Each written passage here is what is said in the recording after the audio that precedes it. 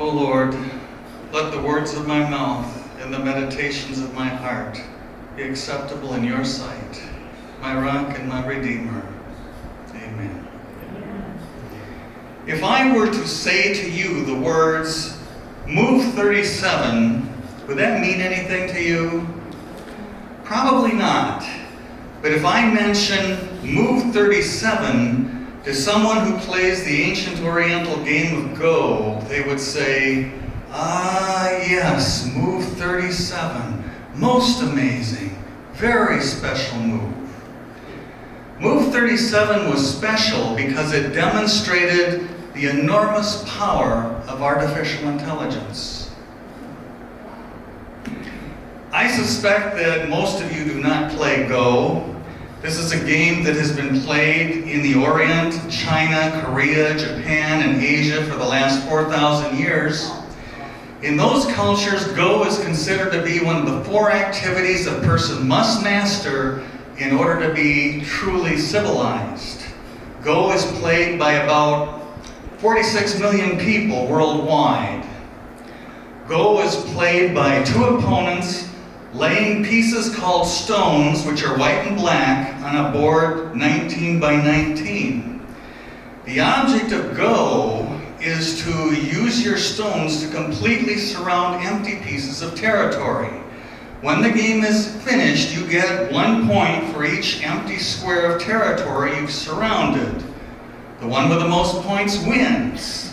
If you successfully surround a group of your opponent's pieces, you can remove them from the board. Go has only 3 rules. That seems simple. But the playing strategies are endless, far surpassing those of chess. Go is considered to be the most challenging game ever devised. Because of that, it was believed that a computer could never be taught to play Go at a professional level. It was believed that you needed the spark of intelligence to excel at the game of Go. But that didn't keep people from trying. In 2010, a young man named Demis Hassabis formed a London-based company called DeepMind with the purpose of developing artificial intelligence. By 2016, after 5 years of research and development, they had an artificial intelligence they named AlphaGo, and they claimed that this AI could play the game of Go at a professional level, something no one believed. So to prove their claim, the AlphaGo team challenged the top player in the world, Lee Sedol, to a match of 5 games. Lee Sedol accepted the challenge. I want to show you a video. It'll take a few minutes, but I want you to watch what happened during those games. I realize that most of you probably do not play Go, but that's all right. You can still see the effect on everyone who observed this match. A match like no other is about to get underway in South Korea. Please see gold, the lost reigning gold. Australia's Game Genius will take on artificial intelligence program AlphaGo and the ultimate human versus machine smackdown. 인간의 직관력이나 이런 감각들을 컴퓨터인 인공지능이 따라오기에는 약간 무리가 있지 않나 이렇게 생각을 해서 제가 꼭 인간의 그런 걸 지켜낼 수 있도록 최선을 다하겠습니다. Welcome to the DeepMind Challenge Game 1, Round 1, live from the Four Seasons here in Seoul, Korea. I'm Chris Garlott of the American Go e-Journal. I'm here with Michael Redman, 9-Dan professional. Welcome, Michael. I want to give a shout out to all the folks watching around the world. Well, the excitement's pretty palpable here in the hotel. I've never seen a crush of interest of reporters from around the world. Really is overwhelming. All right, folks, you're going to see history made. Stay with us.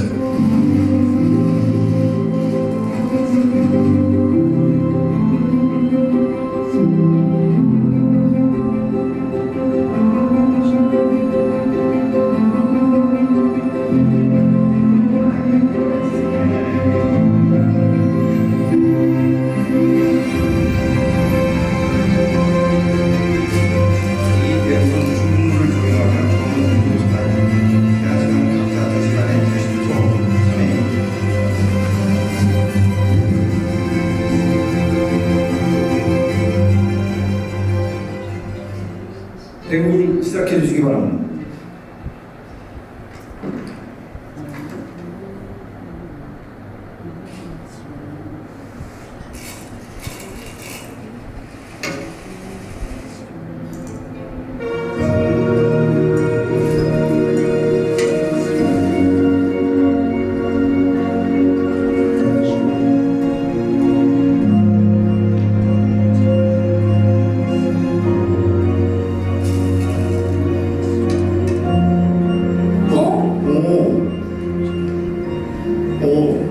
들여다봤어요. 놀랄만한 수죠. 오늘 바둑에서 처음으로 알파고가 독특한 수가 나온 거예요. 사람같이 들으려고 그러냐? 이런 느낌이죠. I'm Andrew Jackson. With me here is Nolan Kim, 9.4 from the Korean Badak Association. We are here live at the Four Seasons Hotel on the 21st floor. What are we looking at? How's the game going? I think from the beginning. From the very beginning? I forgot plays very well. Yeah. It's like a top professional. Just like a top professional. Yeah, it's very aggressive. 놀랐어요? 끊으면 어떡하죠? 아니 이렇게 근데 이게 끊겠죠 설마? 이게 Now the fight is getting really complicated. This is actually the first time I've seen AlphaGo playing a game that has this difficult a fight.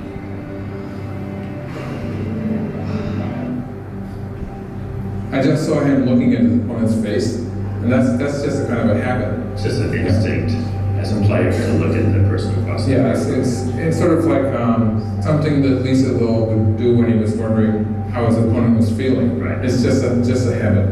So it's not as if Aja Huang is going to do any giveaway because Right. Aja Huang isn't AlphaGo. Right.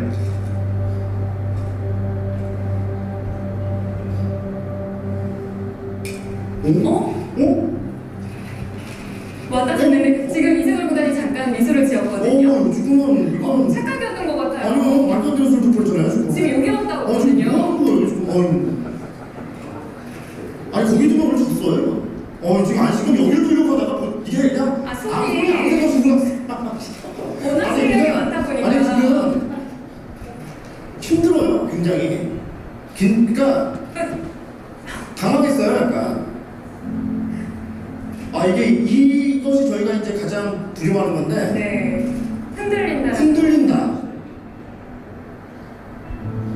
With human, when you play, you can have exchange by feeling. I look at you, I know, okay, maybe you won't talk with me. Maybe you fear about me. I can feel many things. But AlphaGo, you can feel nothing. So when you can feel nothing when you play, you have more than more question about yourself. For beginning, you think, okay, my move is good, and really good, really good.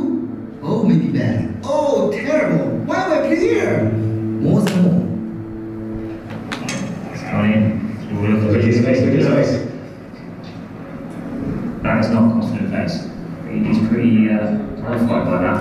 근데 끝났는데 알파고가 만약에 이겼다 조금이라도 그러면 알파고는 이길 만큼만 동그라고 볼 수도 있어요 사실. 아까 사실 제가 하다가 말을 멈춘 게 계산을 했는데 이상하게 알파고가 조금 진짜 내가 좀 믿어지지가 않아 그런데 It looks like you've got a count.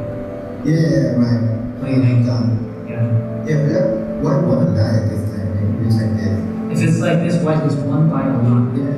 둘셋 이게 될지 믿어지가 않네. 그래서 서른 서른 서른 다섯 71. 쳤어.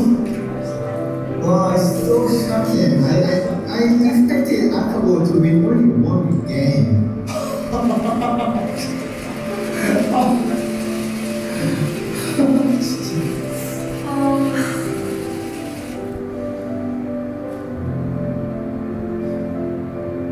I can feel his pain. He couldn't believe, he couldn't accept it. It takes time for him to accept the outcome.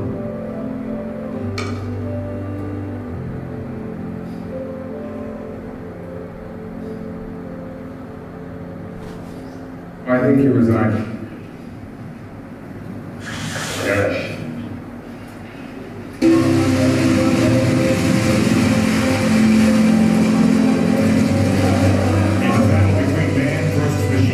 computer just came out with a victory. DeepMind put its computer program to the test against one of the brightest minds in the world and won. AlphaGo is a professional player who has 18 Go World Championships under his belt. The victory is considered a breakthrough in artificial intelligence. 일단 너무 놀랬고요. 사실 뭐 진다고 생각을 안 했는데 이렇게 너무 놀랬고 일단 오늘 바둑적으로 얘기를 하자면은 초반에 실패가 끝까지 이어지지 않았나 싶고요. 물론 초반에 나쁠 때 있을 줄 몰랐는데 이렇게 완벽하게 바둑이 있을 줄 몰라가지고요. 정말 놀랬고 저는 여러 번의 세계대회 우승 경험도 있고 또 실전 경험 자체가 많이 틀리기 때문에 일곱을 했다고 해서 제가 뭐 크게 흔들리거나 이런 것은 좀 없지 않아요.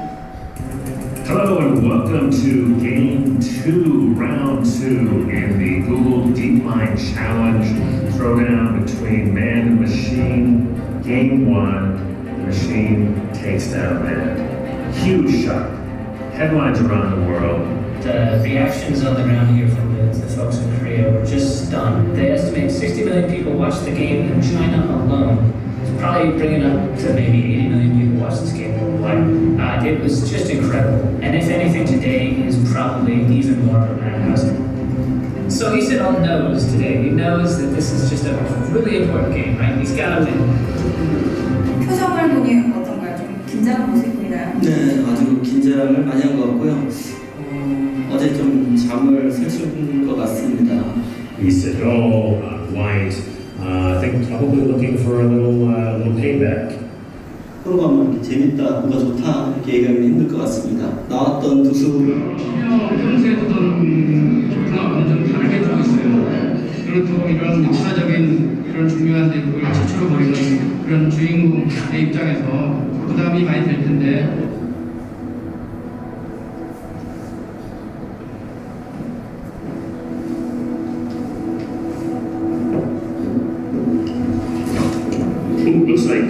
Looks like Lee is taking a little bit of a break.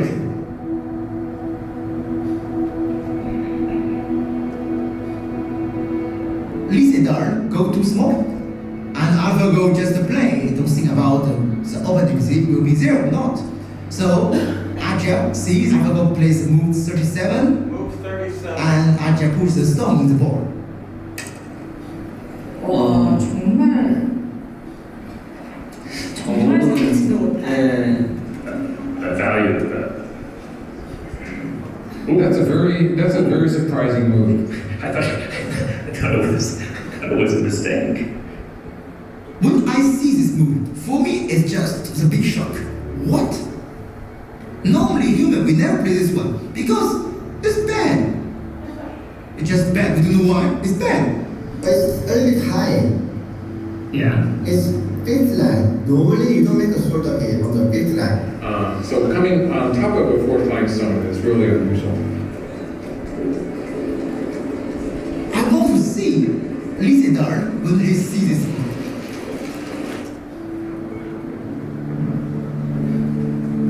He's back. He's back.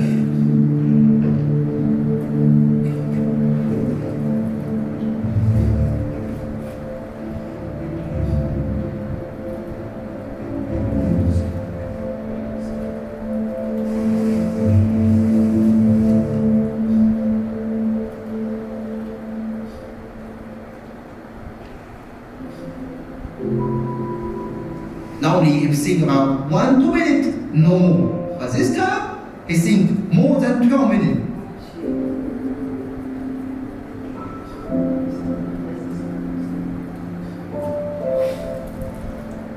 The more I see this move, I feel something changed. Maybe for human we think it's bad, but for AlphaGo, why not? Go is like geopolitics, like something small that happens here can have a ripple effect. Hours down the road at a different part of the board. The game kind of turned on its axis at that moment. This move is very special because with this move, all the stones played before is work together, it's connect.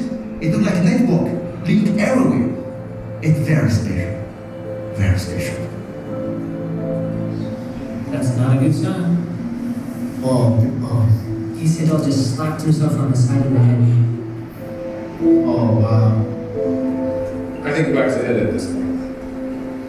It's looking good. Maybe on a steady path now. I just see Lysidar. He lose so much. Normally we resent before long time ago. He won't try. He play. He just don't want to resign.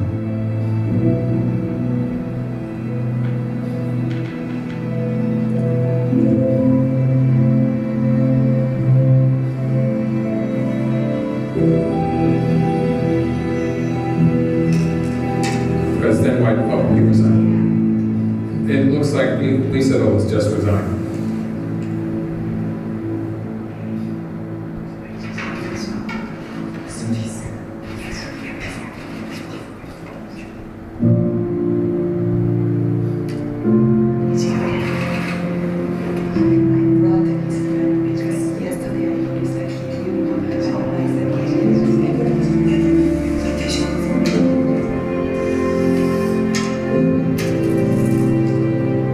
There was this heavy sadness over that whole floor. You could feel it during the game. I felt during the game.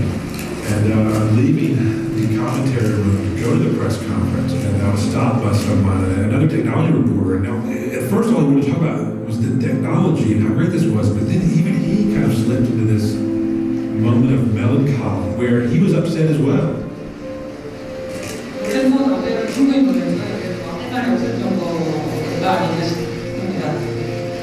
I am quite speechless.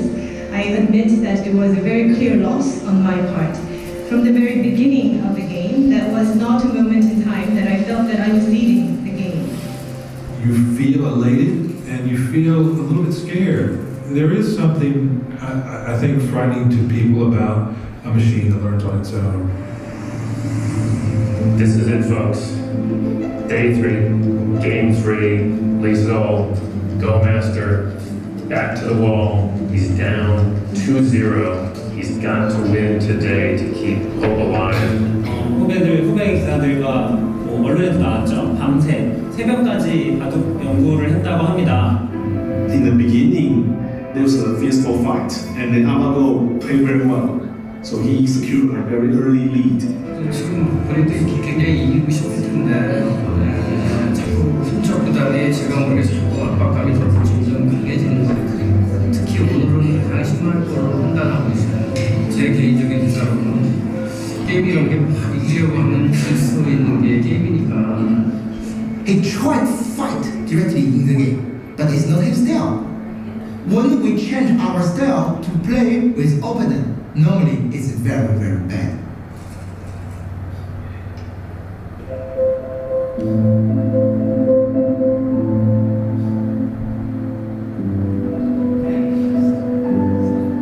I don't know how to describe the situation. If I were black, I will resign.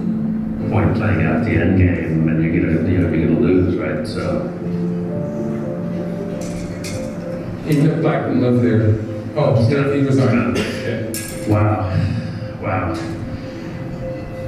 You saw history made here tonight. AlphaGo has won again. 3 straight wins. 3 straight wins, has won the match. I couldn't celebrate. It was fantastic that we'd won, but there was such a big part of me that saw this man trying so hard and being so disappointed. We are Go player. Go like art. We are artists, you know. We play our best for Go. So please gentle with Lysidar. He's very, very good players, great players. I'm in the room. I see Lysidar. He won't win. He tried everything. We can't. Just this. So. 일단 좀 죄송하다는 말씀을 먼저 드려야겠습니다. 좀 더 좋은 모습, 내용이나 뭐 승패도 없어요. 여러 가지 좀 기대를 많이 하셨을 것 같은데 이렇게 좀 무력한 모습을 보이게 돼서 너무 죄송하고요. 이렇게 좀 심한 이렇게 압박감, 부담감을 느낀 적은 없었던 것 같거든요. 그래서 역시 그걸 이겨내기에는 제 능력이 좀 부족하지 않았나 싶습니다. 그런 상황이었는데 어떤 상태가 있다선 하더라도 뭐 3대0도 아니고 5대0? 5대0으로 진다. 이것은 정말 내 자존심에 정말 엄청난 스크래치를 내고 또 사람들이 저를 응원해 주셨던 분들한테 또 너무 미안하고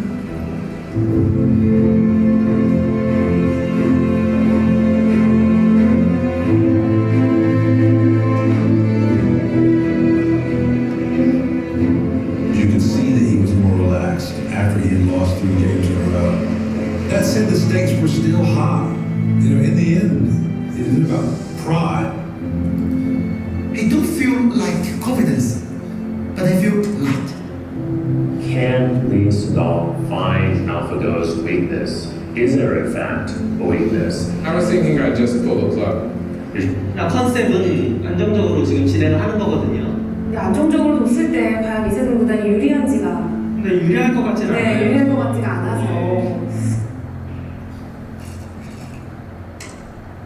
This is developing into a very, very dangerous fight.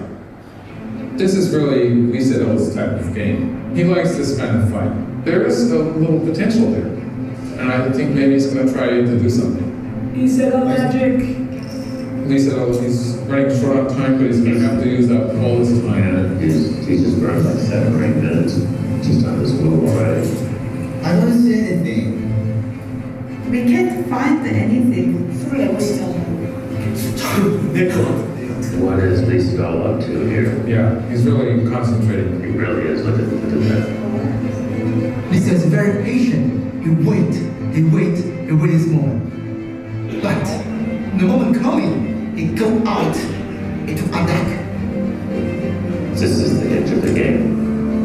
Oh, look at that. That's an exciting move. The basically, he's on the bench.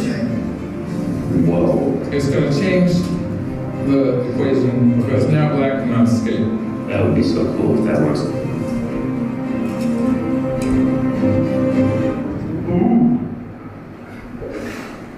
AlphaGo has just played something maybe unusual. You know, I'm not actually sure what AlphaGo is trying to do here. What's that about? I don't really understand. Well, that was a sharp joke. That's the best shot of stroke in minority we've seen. This could be that it actually can't find a way through. I think this is looked far enough ahead to see that it doesn't work, and now maybe it's on tilt. I don't know. It's like it's a visual on a cliff. Yeah, it's making a mistake. Yeah.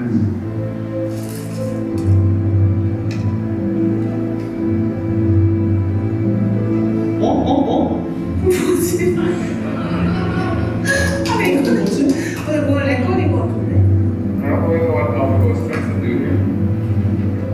That's the understanding here. I mean, don't you think clearly to AlphaGo's mistakes? Yes, of course. This is the first time in the 4 matches that we've seen moves like that. Right.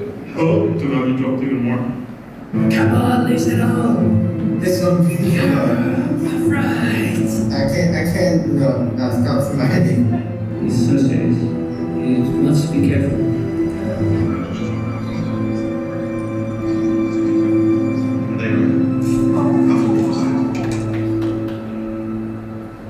Looks like AlphaGo is resigning.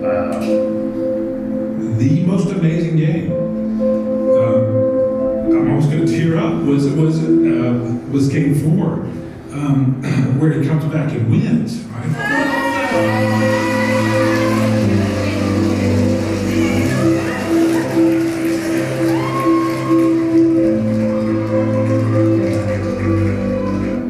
I heard from so many people saying, they were running out in the street. They were so happy. They were chanting, they're celebrating. Especially after 0-3 down, at the time it seems to be hopeless that the end of the world is coming, but we see the light. Usually, I'm happy when I win, not like my colleague wins.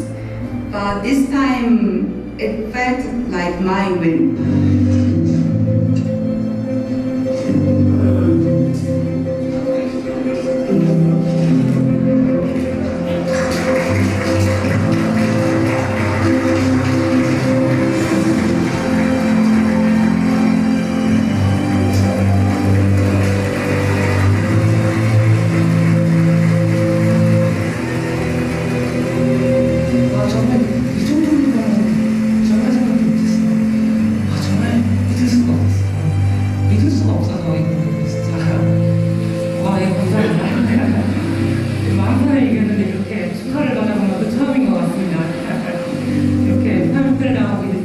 이렇게 기쁠 수가 없습니다. 이 일승은 정말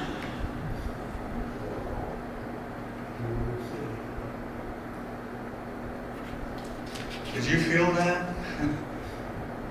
I mean, I sure feel it. Man against AI. Just see the pain, the struggle. Man loses 0-3.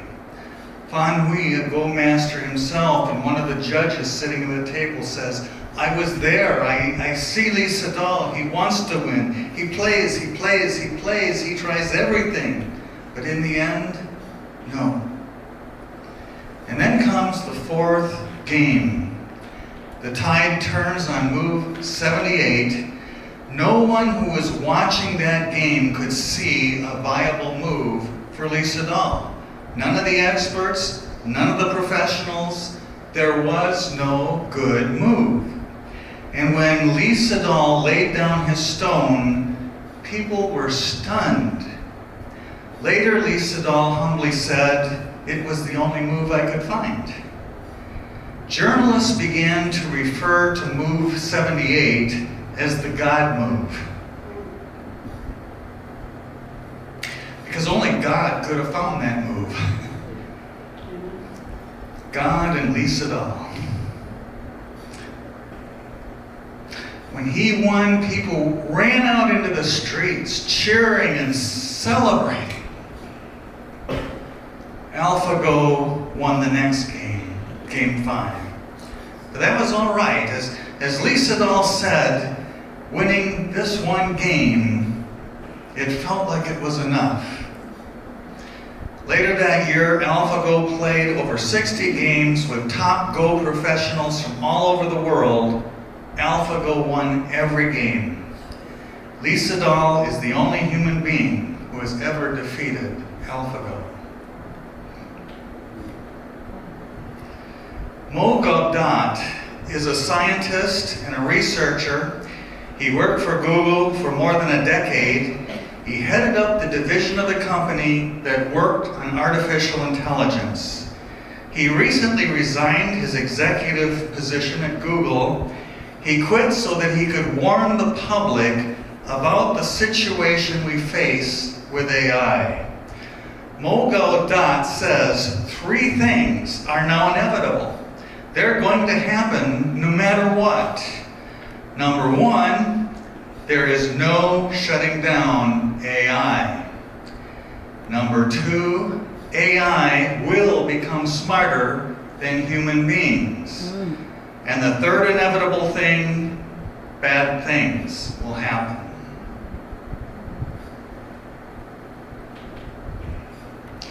In November of last year, a company called OpenAI released their artificial intelligence called ChatGPT to the public. Anyone could sign up for an account and talk to the AI. ChatGPT was incredible. It could answer questions, write essays, create resumes, compose songs, write poetry. It could help you write a breakup email if you wanted to break up with your boyfriend or girlfriend in the nicest possible way. It passed the bar exam. It can help diagnose diseases. In the first 2 months, 100 million people from around the globe opened accounts with ChatGPT. It was the fastest program adoption in the history of computer programs. But there was a fly in the ointment. In May of this year, Sam Altman, the head of the company developing ChatGPT, testified before a Senate investigating committee. He told the senators, we're a little bit afraid of this. He told congressmen, you guys need to come up to speed and wrap your heads around this, and you need to pass some legislation to put guardrails on this type of research. This is unheard of. The people who invent new technology do not appear before Congress and say, you need to pass some laws about this technology. No, that never happens. The inventors of new technology, when they're forced to appear before Congress, say, oh, you don't have to pass any laws, we can police ourselves, we'll be good, you can trust us, just leave us alone. That's the normal spiel. Well, not this time. This time Sam Altman appeared and said, we're a little bit afraid of this. In March of this year, a lot of people working on AI signed an open letter calling for all AI labs around the world to immediately pause development on advanced projects for 6 months. This would allow time to study the possible dangers inherent in AI and hopefully to figure out protections. I mean, they weren't even calling for the end of all AI research, only those projects as advanced as ChatGPT. The pause has not yet occurred. It probably never will, because no one trusts anyone else. If Google paused their project, but Microsoft secretly continued development, at the end of 6 months, Google would be hopelessly behind. No developer can trust that if they pause for 6 months, all the other developers will pause as well. And even if you could get all the AI developers in the United States to pause for 6 months, do you think Russia is going to pause for 6 months? Do you believe China is going to pause for 6 months? So we're in a pickle. We can't pause because no one can trust that everyone else will. There is a name for this problem. I first heard it when I was listening to an interview with Eliezer Yudkowsky. Yudkowsky heads up an AI think tank, and he was discussing this problem, you can't stop because you can't trust, and he called this the Moloch problem. The Moloch problem. I almost fell out of my seat when I heard that. I see maybe a few eyebrows going up here. If you are a student of the Old Testament, you will know that Moloch was the Canaanite god of fertility. And in return for his goodwill, Moloch commanded that children be sacrificed to him, that they be burned alive. The general term used by AI researchers, mention the Moloch problem, and they'll know what you're talking about. Now you need to understand, these are scientists. They don't believe that any Canaanite god named Moloch exists or that any demon named Moloch exists. It's just a metaphor to label the dilemma. I don't know about you, but it kind of makes the hair on the back of my neck rise to think that that's the term they came up with. Mo Gaudat's third inevitable is bad things are going to happen. Every 2 years, a conference is held in Switzerland. It takes place at the Federal Institute near the city of Spies. Hundreds of scientists and researchers from all over the world are invited to meet together and to discuss the current protections and safeguards surrounding potentially dangerous research. Last year, in March of 2022, representatives from a London-based company called Collaborations Pharmaceuticals was invited to give a presentation. This company attempts to find new drugs that will target diseases. And they use an artificial intelligence which they have developed called Megasim. When you are developing a new drug, you have to be sure it targets the disease and that the side effects are not worse than the disease. And their AI helps them to do this. Fabio Urbina, the leader of the team, gave a presentation at the conference. And during the question and answer session, someone asked Urbina, can AI be used to do the opposite? To create toxins and poisons which are deadly to humans? Urbina scratched his head and said, thoughts never occurred to us. We're so busy finding cures, we just haven't given that any thought. But he said, let's try it and see what happens. So the team inverted the goal of the AI. Instead of finding drugs that prolonged human life, they asked it to find substances toxic to human life. They ran the test for 6 hours. During those 6 hours, the AI discovered 40,000 chemical substances that would kill human beings. And most of those substances were previously unknown. Some of the molecules that AI discovered appeared to be as potent or more potent than VX, which is currently believed to be the most toxic substance on Earth. Only 6 hours, 40,000 new toxic substances discovered. Global Pharmaceuticals assures us that they have not, nor are they going to synthesize any of these substances. But that sort of misses the point, doesn't it? The whole event was written up and published in a scientific journal called Nature Machine Language, so basically everyone in the world knows now that it can be done. And you have to believe that there are some bad actors out there somewhere who would just love to get their hands on some new and innovative toxins. Now they know.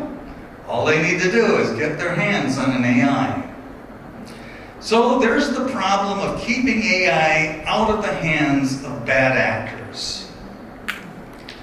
But even AI that is developed by legitimate companies who are only seeking to benefit mankind, the effects of that AI is going to disrupt our way of life. And the changes are coming fast and furious. Just a few days ago, NBC News 15, our local news channel out of Madison, ran a story telling how teachers in Wisconsin are scrambling to adjust their lesson plans.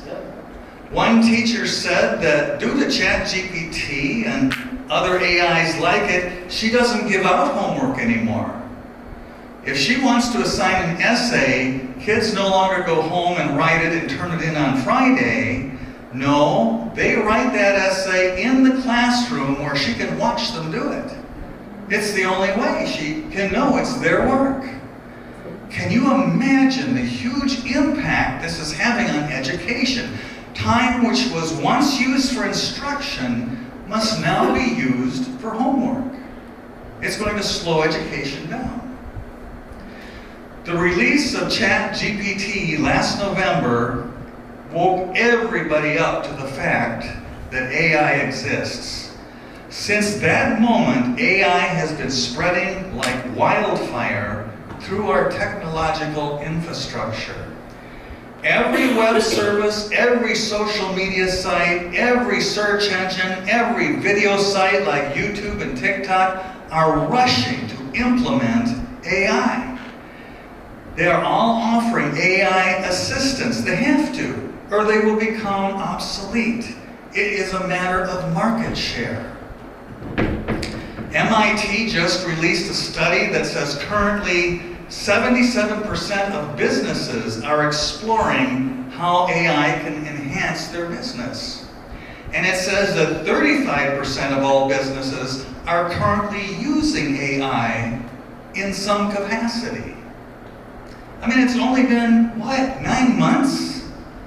But companies have to look at this. They have to move fast. The competitive advantage is too great. If they don't, they'll go out of business. Right now, we are in a phase where AI enhances a human efficiency. Human beings are only so productive. But when you combine a human being with an AI, the productivity goes way up. A recent study by Nielsen Norman Group found that employees who use AI on the job increase their productivity by 66%. But you know what? While you are using AI to enhance your job productivity, you are also teaching AI how to do your job.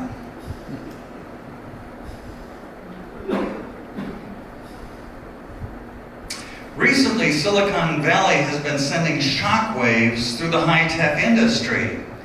It has been laying off thousands of people who had high-tech jobs. Those people are being replaced by AI. It's a smart move from a profitability angle. AI is just more efficient than a human being. AI never gets tired. AI never gets frustrated. AI's attention never flags. Right now, we are in the human enhancement phase of AI, but eventually it's going to become the human replacement phase. No one is quite sure how the economy is going to function when large numbers of people can't find work. Products will continue to be created, AI will see to that, but how are people going to get the money to buy them? We don't know. But some major studies are now underway at various universities. Not everybody is worried about AI. Many scientists, researchers, and investors are very optimistic about it. Andrew Ng, Fei-Fei Li, Jan LeCun, Demis Hassabis, Stuart Russell, Mark Zuckerberg.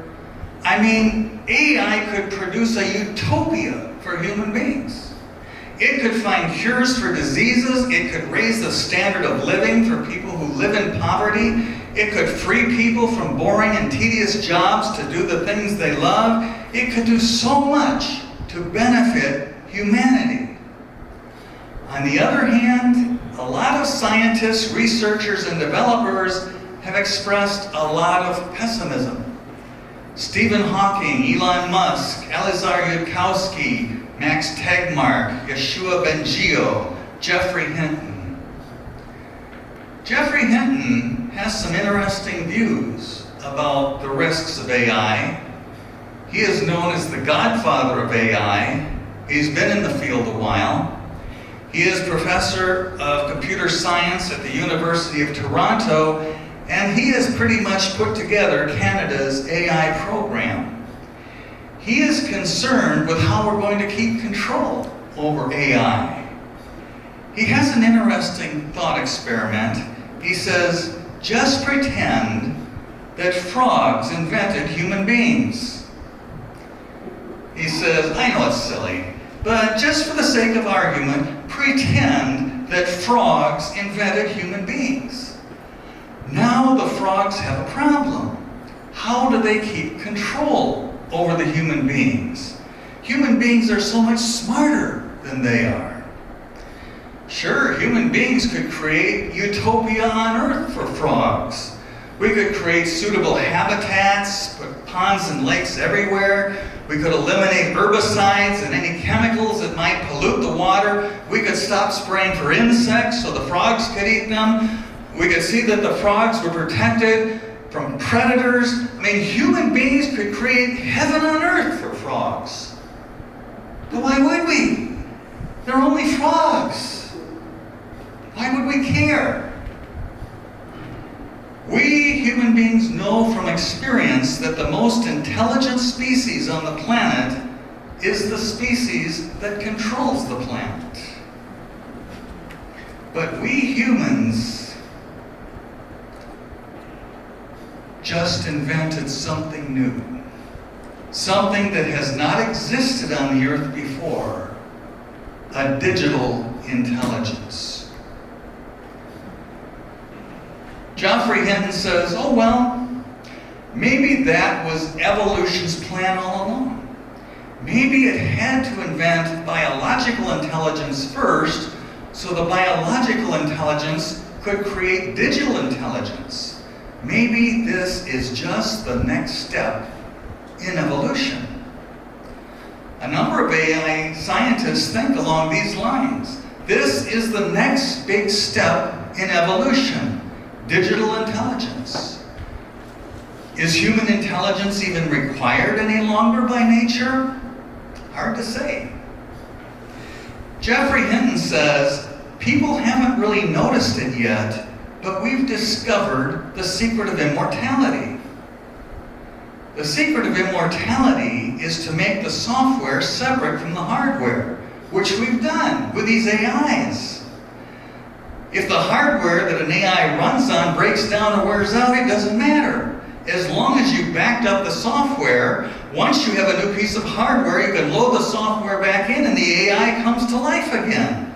So these digital intelligences are now immortal.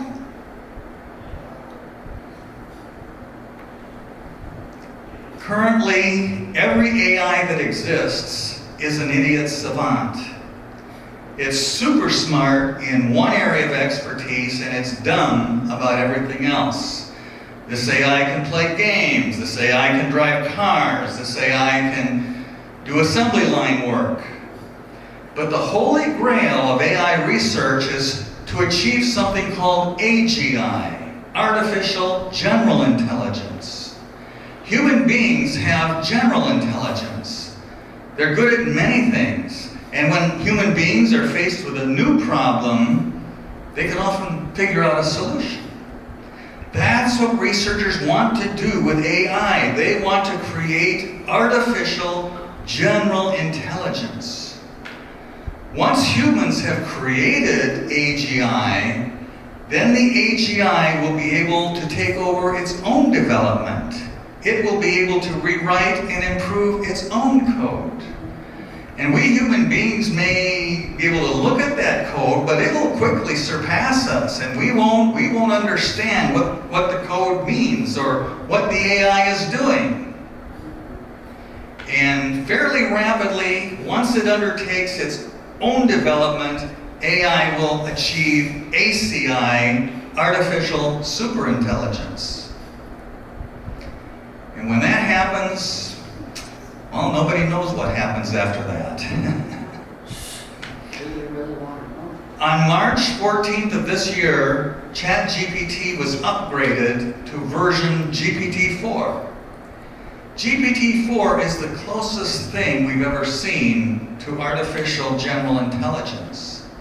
That's why people signed an open letter asking for a pause to all AI projects as advanced as GPT-4. It took OpenAI only 6 months to go and upgrade to GPT-4.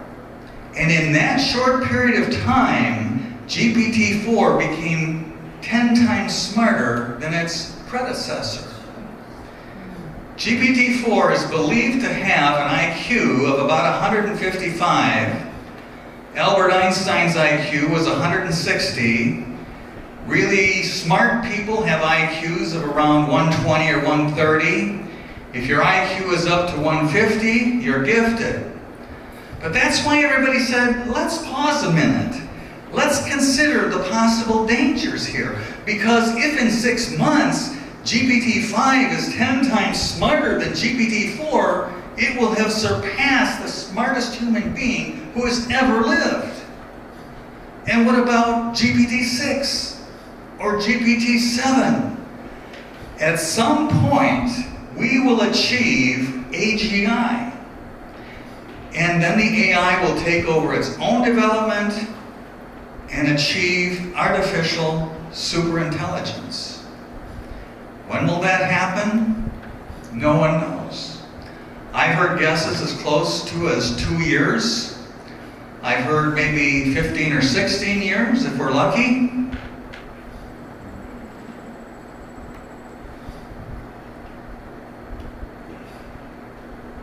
I'm almost through, but first I want to ask, what do we do? What do we do about all this? After Mogul Dad left his executive position as the head of Google's AI division, he wrote a book called Scary Smart. He wrote this to inform the public about AI and to share his ideas about what we should do about it. Through the first half of the book, he makes quite a powerful case for his 3 inevitables. But as I read the second half of the book, I became more and more incredulous. He says that we need to look upon AIs as our children. After all, we invented them. And like all good parents, we need to nurture them. We need to flood the internet with positivity towards AI.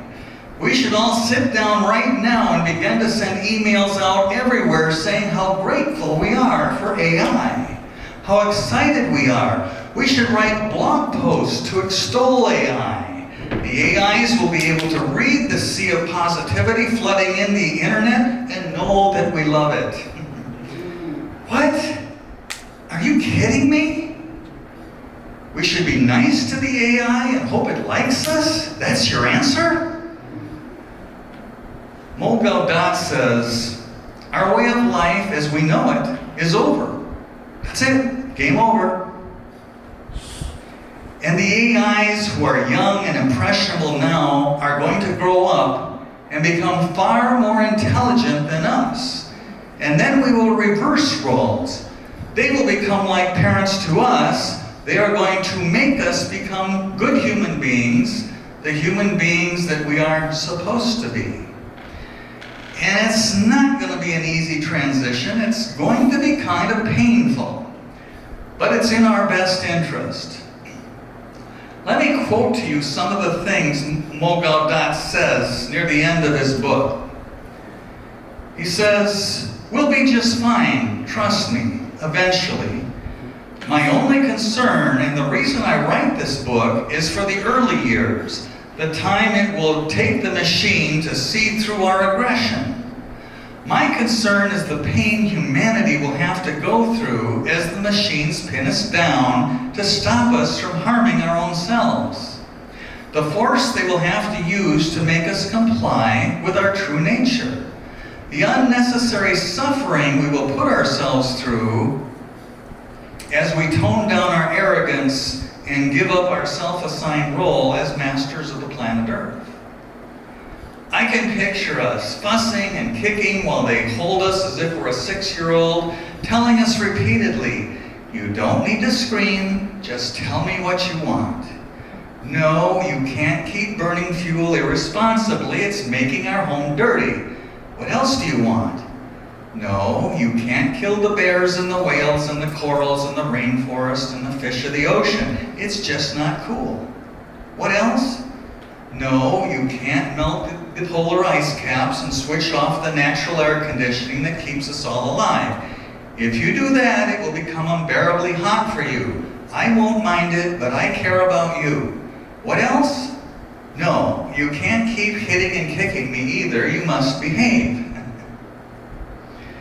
He writes, I can imagine our arrogance as we refuse to be told what to do, only to end up realizing that our new creation knows what's the best path for all of us.